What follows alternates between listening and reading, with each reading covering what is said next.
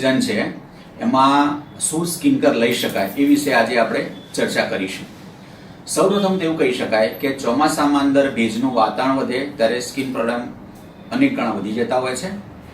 બીજી વસ્તુ કે ચોમાસાના અંદર વાદળછાયું વાતાવરણ હોવાના કારણે લોકો એવું સમજે છે કે ભાઈ વાદળ આપણને પ્રોટેક્શન આપે અને સનસ્ક્રીન ન લગાવો તો ચાલે, એવું નથી.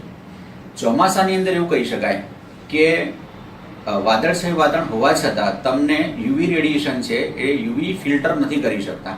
એટલે તમને જે સ્કિન સેન્સિટિવ છે, તમારી સ્કિનમાં ઓલરેડી ફોટો સેન્સિટિવ કોઈ ડિઝીઝ છે, તો એના માટે તમે સનસ્ક્રીન રેકમેન્ડેશન કરેલું છે. એ તમારે વાદળછાયું વાતાવરણ હોવા છતાં પણ ફરજિયાત સનસ્ક્રીન લગાવવાની સલાહ આપીશું. બીજી વસ્તુ કે ચોમાસામાં કયા રોગોનું પ્રમાણ વધી જાય છે. એવું કહેવાય કે આપણે ચોમાસામાં આપણે આનંદ લેતા હોય, વરસાદમાં બહાર ફરતા હોઈએ, એટલે અત્યારે દરેકને આટલા સમય પછી વરસાદ પડ્યો છે એટલે દરેકને એવું થાય કે ચલો ચોમાસામાં આપણે આનંદ લઈએ, ફરીએ. પણ એમાં ઘણીવાર માથું પલળવાના કારણે બાલના મૂળમાં ઇન્ફેક્શન થવાના ચાન્સીસ વધતા હોય. સૌપ્રથમ એવું કહીશ કે નાના બાળકો, નાના ભૂલકાઓમાં ઇન્ફેક્શન બેક્ટેરિયલ લાગે એના કારણે નાની ફોલ્લીઓ થાય, ઘણા મોટા ફોલ્લા પણ પડે, એટલે પેરીપોરાઇટિસ કે ઇમ્પેટિગો નામનું ઇન્ફેક્શનને કહી શકાય. તો એના માટે બાળકને તાવ પણ આવી શકે, એટલે બની શકે એટલું જલ્દી એને ટ્રીટમેન્ટ કરવાનું કહીશ. બીજી વસ્તુ કે માથામાં મૂળમાં, જે બાલના મૂળમાં ઇન્ફેક્શન થતું હોય છે એના કારણે ઘણાને ડેન્ડ્રફ થાય, અને નાના બાળકોમાં માથામાં ફંગલ ઇન્ફેક્શન જેને કહી શકે એ એના પ્રોબ્લેમ અત્યારે વધારે જોવા મળતા હોય છે. ફંગલ ઇન્ફેક્શન રોકવા માટે તમે કદાચ ચોમાસામાં બાદ પલળીને આવ્યા હોય તો તમારું જે છે ને માથું તરત કોરું કરી દેવું. કોરું કર્યા પછી બની શકે એટલું એન્ટી ડંડપ શેમ્પૂથી એને વોશ કરવું, એટલે એના અંદર રેસિડ્યુઅલ ફંગલ ઇન્ફેક્શન આપણે રોકી શકીએ. અને બીજી વસ્તુ કે અત્યારના સમયમાં ભેજવાળું વાતાવરણ હોય અને આપણે પાણીમાં પલળતા હોઈએ, પગ પલળતા ભીના થતા હોય, આપણા આંગળા ભીના થતા હોય, એના કારણે નખના અંદર, જેમ કહેવાય ને કે નેલ ઇન્ફેક્શન, નખના રોગોનું પ્રમાણ વધ્યા છે. નખના ખૂણાના ભાગમાં ઇન્ફેક્શન થવું, જેને અમે પેરોનાઇકિયા કહીએ છીએ, એનું પ્રમાણ અનેક ગણું વધ્યું જોવા મળે છે. બીજી વસ્તુ કે આંગળાના વચ્ચેનો ભાગ, જેને કહેવાય ને કે પાણી લાગવાના કારણે, અહીંયા આપણે ગામઠી ભાષામાં કે પાણી લાગી ગયું એમ કહે છે, કે એમાં બળતરા થવી, ઘણાને નાના ટપકા જેવી ફોલ્લીઓ થવી, અને આંગળાની વચ્ચે હાથ પગ બંનેમાં જોવા મળતું હોય છે. ભીના થવાથી એને એક પ્રકારનું આપણે ઇન્ટરટીગો ઇન્ફેક્શન કહેવાય છે, ઇન્ટરટીજનલ ઇન્ફેક્શન એને કહેવાય, એનું પ્રમાણ વધારે જોવા મળતું હોય છે. એટલે બની શકે એટલા આંગળાના ભાગ છે એ કોરા રાખવાના. જેટલું ડ્રાય થશે એટલું ફંગલ ઇન્ફેક્શન જલ્દી મળશે.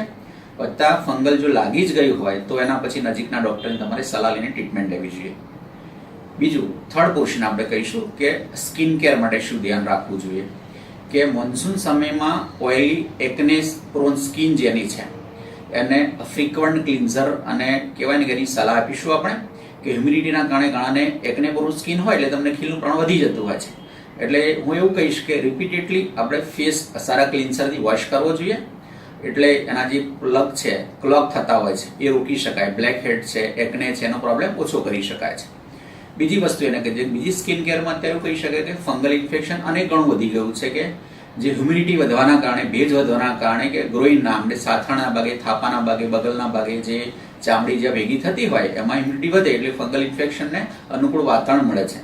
આપણે જે ટ્રોપિકલ કન્ટ્રીમાં કહેવાય કે ગરમ પ્રદેશમાં આપણે રહીએ છીએ, એટલે એ એરિયાના અંદર ફંગલ ઇન્ફેક્શન પણ અત્યારના સમય અનેક ઘણું વધી ગયું છે. અને અત્યારે લોકો શું કરે, શરૂઆતમાં ઇન્ફેક્શન થાય એટલે જાતે જ ઓન ધ કાઉન્ટર જે સ્ટીરોઇડની ક્રીમો મળે છે મિક્સ ઇન્ફેક્શન વાળી, એ સ્ટીરોઇડની ક્રીમો લગાવવાના કારણે સ્ટીરોઇડની ક્રીમ લગાવતી શરૂઆતમાં સપ્રેસ થઈ જાય, તમને બેસી જાય ઇન્ફેક્શન, પણ પછી અનેક ઘણું વધી જતું હોય છે. દરેકને નંબર વિનંતી કરીશ કે આવી સ્ટીરોઇડની ક્રીમોનો ઉપયોગ ના કરવો જોઈએ. વત્તા બની શકે એટલું જેટલું જલ્દી એનું નિદાન કરાવવું જોઈએ અને એના નિષ્ણાત ડૉક્ટર જોડેની સલાહ લેવી જોઈએ. અને સમય પૂરતું શરૂઆતમાં એવું કે તમે ટ્રીટમેન્ટ સ્ટાર્ટ કરો, રોગ ફંગલ ઇન્ફેક્શન થોડોક સબસાઇડ થાય, બેસી જાય, પણ એમ તો મટી ગયું છે, પણ ડૉક્ટરની સલાહ હોય એટલો એનો કોર્સ પૂરો કરવો જોઈએ. ઘણા એનો કોર્સ અધૂરો મૂકી દે તો એને રિકરન્ટ રિલાપ્સિસ થતા હોય છે, કે ઘણીથી ફરીથી ઇન્ફેક્શન લાગવું. વત્તા અત્યારે આપણે કહેવાય ને કે કપડાની હેબિટ્સ એવી છે કે આપણે અત્યારે બી જીન્સનું પ્રમાણ બહુ વધારે પડતું જોવા મળે છે. લોકો જીન્સ, ફિટ લેગિન્સ પહેરે છે, એટલે આવા કપડામાં ઉપરથી પડે અને ભેજ વધે એટલે ઇન્ફેક્શનના ચાન્સીસ અનેક ગણા ફેલાતા હોય છે.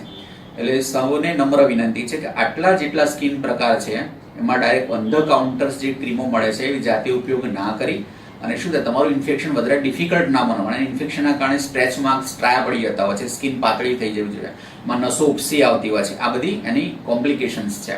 એ આપણે રોકી શકીએ. બીજી વસ્તુ કે સિઝન બદલાય, ગરમી હતી એમાંથી થોડી ઠંડક મળી આપણને, વધતા મોન્સૂન છે તો દરેકને મોન્સૂનની શુભકામનાઓ.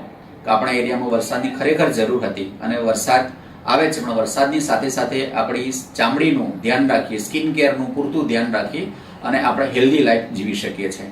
સૌને મોન્સૂનની શુભકામનાઓ. નમસ્કાર.